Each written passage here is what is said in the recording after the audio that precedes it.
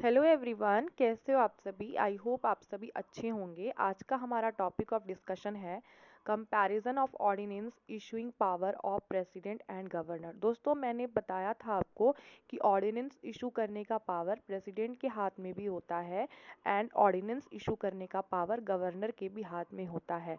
लेकिन दोस्तों, क्या अंतर है, कैसे कंपैरिजन किया जा सकता है, इस वीडियो के माध्यम से मैं आपको बताऊंगी।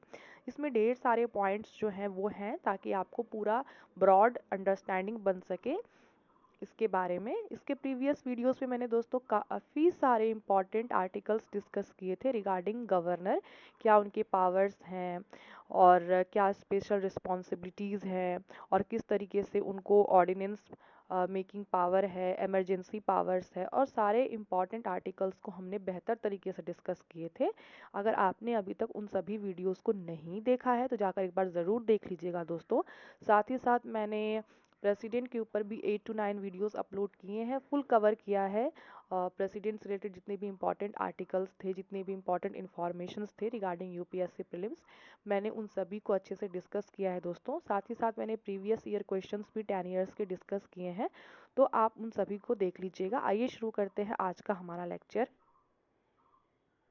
प्रेसिडेंट में क्या है, ही में इशू एन ऑर्डिनेंस, यानी कि वो ऑर्डिनेंस जारी कर सकते हैं ओनली व्हेन, जब दोनों हाउसेस ऑफ पार्लियामेंट सेशन में नहीं होते हैं। यानी कि मैंने आपको दोस्तों बताया था ना, जब लोकसभा भी सेशन में ना रहे, राज्यसभा भी सेशन में ना रहे, और when one of the two houses is not in session, या मान लेते हैं दोनों में से कोई एक हाउस भी सेशन में ना रहे तो लाया जा सकता है। क्या है दोस्तों इसमें, the second provision implies that an ordinance can be promulgated by the president even when only one house is in session। यानी दोस्तों, एक सेशन में रहे एक ना रहे तब लाया जा सकता है। ठीक है दोस्तों, क्योंकि आपको पता है ना, कोई भी लॉ जो होता है इसको पास करना चाहिए दोनों हाउसेस से ना, एक हाउस से को कैसे आप ले सकते हो। तो बाय बोथ हाउसेस जो है ऑर्डिनेंस को या लॉ को पास होना चाहिए। तो ऑर्डिनेंस भी एक प्रकार का तो लॉ ही है, तो उसे पास कब किया जाता है, जब दोनों हाउसेस या कोई इधर हाउस एब्सेंट हो, सेशन उनका ना हो तब। ठीक है दोस्तों, आई होप कि आपको बहुत अच्छे से, और ये बहुत इंपॉर्टेंट कॉन्सेप्ट है, मैंने इसीलिए टेबुलर फॉर्म में से अरेंज करके आपके लिए लाया है ताकि आपको ब्रॉडली समझ में आए, और काफ़ी टाइम देके मैं इसे समझाने वाली हूँ इस वीडियो में, तो बने रहिएगा दोस्तों। गवर्नर के साइड में क्या है कि he can only promulgate an ordinance when the legislative assembly is not in session. दोस्तों, लेजिस्लेटिव असेंबली जब सेशन में नहीं होंगे, मैंने बताया था जब मैं गवर्नर पढ़ा रही थी। अच्छा दोस्तों, एक बात बताइए, यूनिकैमरल लेजिस्लेचर होता है, यूनिकैमरल, तो यूनिकैमरल लेजिस्लेचर का मतलब क्या है कि लेजिस्लेटिव असेंबली सिर्फ है, मान लेते हैं सेशन में वो नहीं है। लेकिन दोस्तों, कुछ ऐसे भी राज्य हैं, मैंने आपको 6 राज्यों के बारे में बताए हैं ना, जहाँ पे क्या है, बोथ हाउसेस भी होते हैं, बाय कैमरल लेजिस्लेचर भी होता है ना स्टेट लेजिस्लेचर में। अगर दोनों काउंसिल में नहीं है, यानी दोस्तों अगर यूनिकैमरल लेजिस्लेचर है, तब हम क्या देखेंगे वहाँ पे, लेजिस्लेटिव असेंबली सेशन में है या नहीं है। और जहाँ पे बाय कैमरल लेजिस्लेचर है, वहाँ पे हम ये देखेंगे कि both houses of the state legislature है कि नहीं है। ठीक है दोस्तों, ये आपको ध्यान में रखना है सिंपली।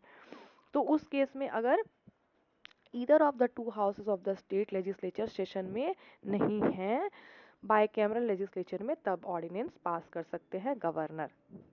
ठीक है दोस्तों,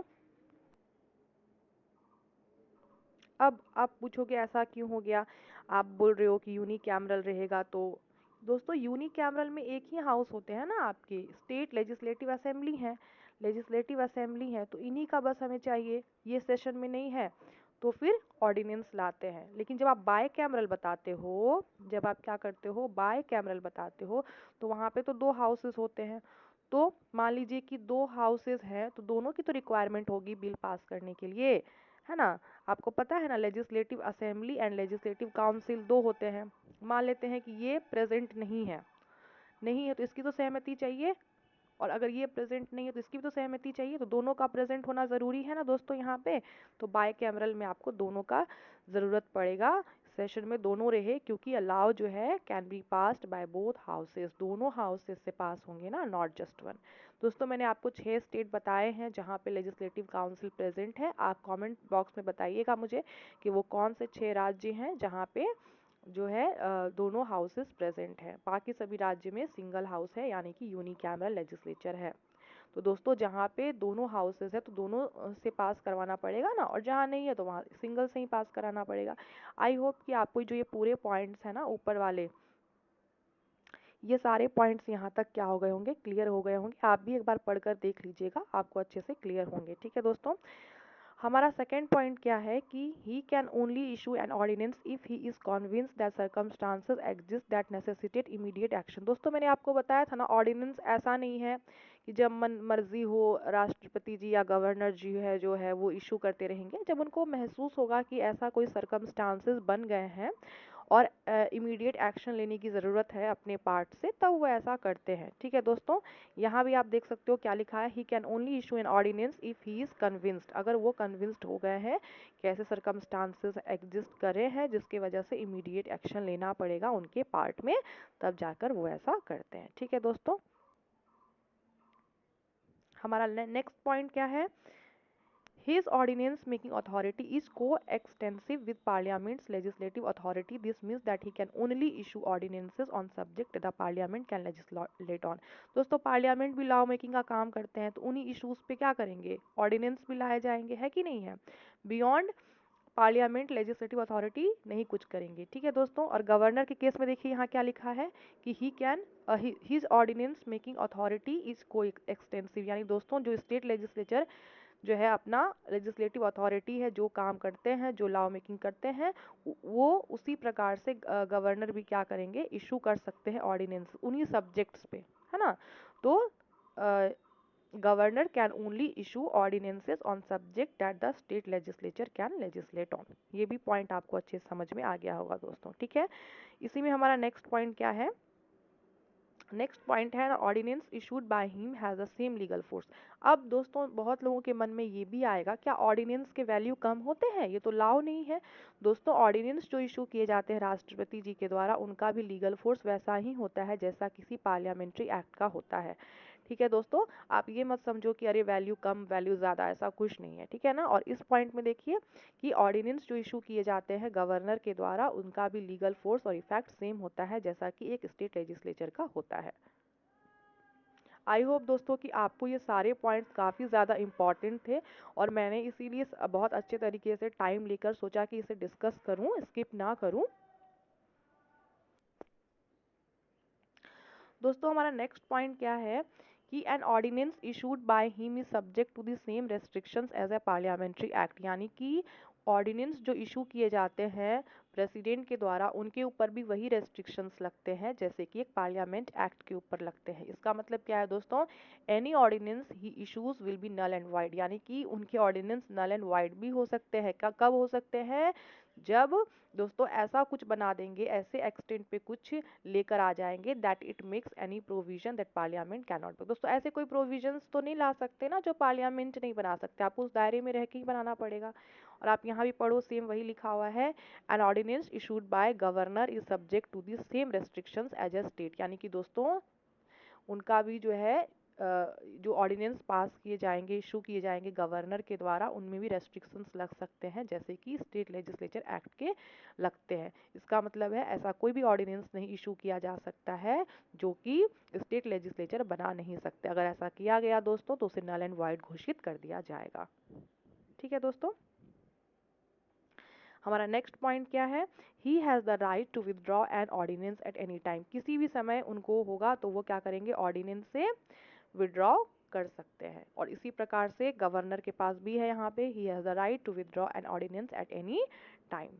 ठीक है दोस्तों, फिर हमारा नेक्स्ट पॉइंट यहाँ पे क्या है, his ordinance making authority is not discretionary, यानी कि जो उनके ऑर्डिनेंस मेकिंग अथॉरिटी हैं वो अपने मन मर्जी से नहीं है, उनको क्या करना पड़ेगा, ही कैन ओनली इशू या फिर विड्रॉ एन ऑर्डिनेंस जब तक उनको प्राइम मिनिस्टर जी एडवाइस नहीं देंगे।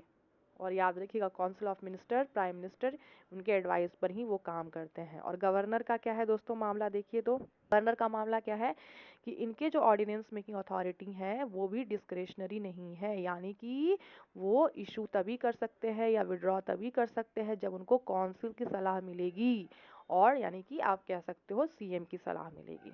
ठीक है दोस्तों, आई होप कि आपको ये भी पॉइंट अच्छे से क्लियर हो गए होंगे। अब इस पॉइंट पे आते हैं, When Parliament convenes an ordinance issued by him should be laid before. दोस्तों देखिए, पार्लियामेंट तो सेशन में नहीं थे ना, लेकिन जब पार्लियामेंट फिर से दोबारा सेशन में होंगे तो जो प्रेसिडेंट उनके एब्सेंस में ऑर्डिनेंस पास किए हैं उसको भी लेड बिफोर करेंगे हाउसेस। यानी दोस्तों क्या दोनों हाउस के सामने करेंगे? जी, दोनों के हाउसेस के सामने करेंगे। ठीक है, और इस पॉइंट पे क्या है कि व्हेन द लेजिस्लेटिव असेंबली या both houses of the state legislature, यानी कि अगर मान लेते हैं लेजिस्लेटिव असेंबली अगर यूनिकैमरल लेजिस्लेशन है और बाय कैमरल है तो both houses of the state assembly जो है वो जब रिकॉन्वीन करते हैं तो ऑर्डिनेंस इशू जो भी किए थे गवर्नर जी उनके एब्सेंस में वो क्या करते हैं? प्रस्तुत करते हैं। अगर यूनिकैमरल है तो लेजिस्लेटिव असेंबली के सामने, बाय कैमरल है तो both houses of the state legislature के सामने। ठीक है दोस्तों, आई होप कि आपको सारे पॉइंट्स बहुत अच्छे से क्लियर हो रहे होंगे। मैं वन बाय वन सबको बहुत अच्छे से बारीकी से डिस्कस करती जा रही हूँ।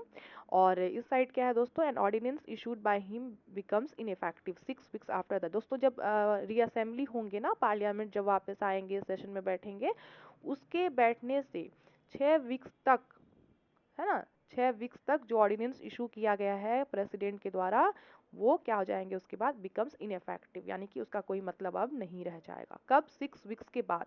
ठीक है दोस्तों, ये आप ध्यान रखना। ठीक है, अच्छा एक और चीज लिखा हुआ है, it may be terminated earlier than the 6 week, यानी कि 6 वीक पीरियड से पहले भी इसको खत्म किया जा सकता है यदि दोनों हाउसेस ऑफ पार्लियामेंट रेजोल्यूशंस पास करते हैं और उसका अपोज करते हैं तब। ठीक है दोस्तों, तो रेजोल्यूशंस पास करने से हो सकता है। नेक्स्ट पॉइंट इधर क्या है हमारा? Governor side and ordinance issued by him becomes ineffective, यानी कि उनके द्वारा जो ऑर्डिनेंस इशू किए जाते हैं वो भी इनइफेक्टिव हो जाते हैं। कब? जब स्टेट लेजिस्लेचर रिकॉन्विन करते हैं उसके 6 वीक के बाद। ठीक है दोस्तों, और उसे टर्मिनेट किए भी जा सकते हैं अर्लियर देन 6 पीरियड। कब? जब लेजिस्लेटिव असेंबली जो है रेजोल्यूशन पास करते हैं और अपोज करते हैं।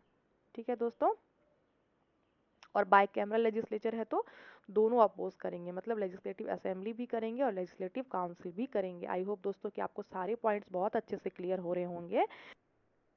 दोस्तों हमारा लास्ट पॉइंट है, he does not need any instructions to make an ordinance. Ordinance बनाने के लिए उनको कोई भी इंस्ट्रक्शंस की ज़रूरत नहीं होते हैं। ठीक है दोस्तों, आई होप कि आपको समझ आया होगा। और इस साइड क्या है कि